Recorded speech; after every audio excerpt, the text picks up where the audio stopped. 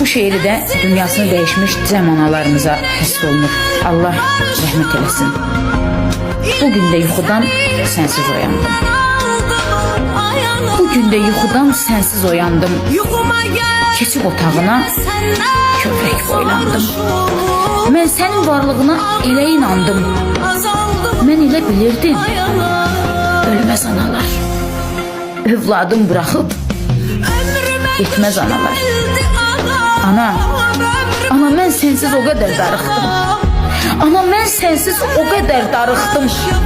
Açıb ana albomda rəsminə baxdım. Ağladım, sızladım, ürəyimi sıxdım.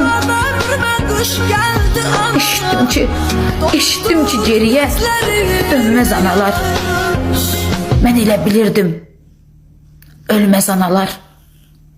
Övladım bıraxıb getməz analar.